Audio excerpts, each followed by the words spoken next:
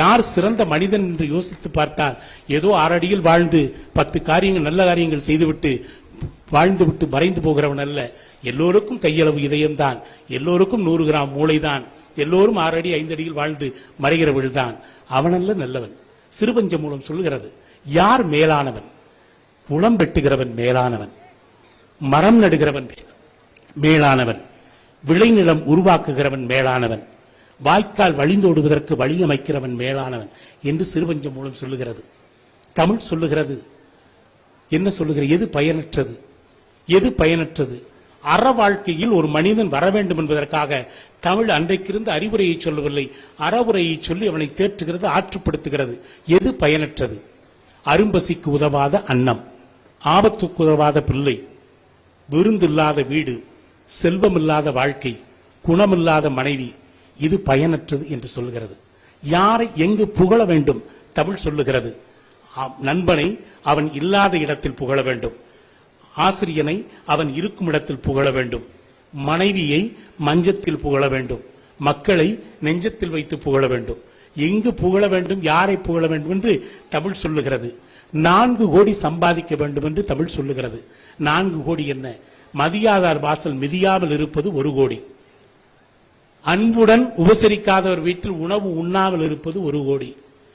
உறவுகளோடும் சுற்றங்களோடும் பெற்றோர்களோடும் இருப்பது 1 கோடி. வாக்கு தவறாமை 1 கோடி. இந்த 4 கோடியை தமிழ் சொல்லுகிறது. யாரை எங்கு எப்படி அறிந்து கொள்ள வேண்டும்? தமிழ் சொல்லுகிறது.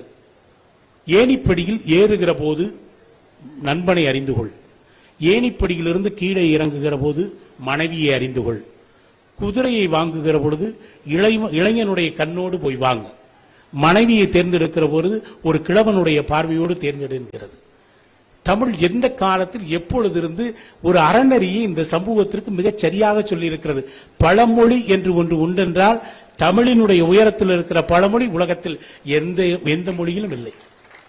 இதை நான் ஏன் இதற்கு திரும்ப திரும்ப அழுத்துகிறோம் என்றால், நம்முடைய மொழி உலகத்தில் மிகச்சிறந்த மொழி என்பதை 8.5 கோடி தமிழன் உணர்ந்தால் போதும். வேறு மொழிக்காரன் நம்முடைய மொழியை உயர்த்தி பிடிக்க வேண்டும் என்று நமக்கு ஆசை இல்லை.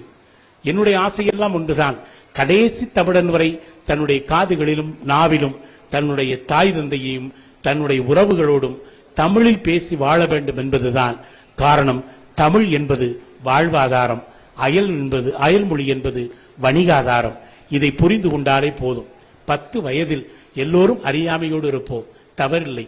20 வயதில் அழகோடு இரு, 30 வயதில் ஆற்றலோடு இரு, 40 வயதில் செல்வத்தோடு இரு, 50 வயதில் அனுபவத்தோடு இரு, 60 வயதில் அமைதியோடு இரு, 70 வயதில் சந்ததியோடு இரு, 80 வயதில் சன்னதியோடு இரு, 90க்கு மேல் இருந்தால் நிம்மதியோடு இரு.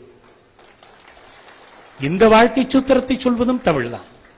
எனவேதான் நாம் தமிழை ஏன் படிக்க வேண்டும், தலைமுறைகள் ஏன் படிக்க வேண்டும் சொல்வதற்கு காரணம், மொழியினுடைய அடிப்படையிலே தான் ஒரு சமூகம் கட்டுமானமாக இருக்கிறது என்பதை நாம் புரிந்து கொள்ள வேண்டும். அறநெறியை சொன்ன மொழி நம் மொழி என்பதால் தமிழ் என்றால் வெறும் பொருள் அல்ல, தமிழ் என்றால் இன்பம் அல்ல, தமிழ் என்றால் அறம். அது குறித்து தான் நம்முடைய வாழ்க்கையில் எப்பொழுதும் நாம் 4 அறங்கள் முக்கியமான அறங்கள். எண்ணறம், இல்லறம், துறவறம், சொல்லறம், போருக்கரம்பை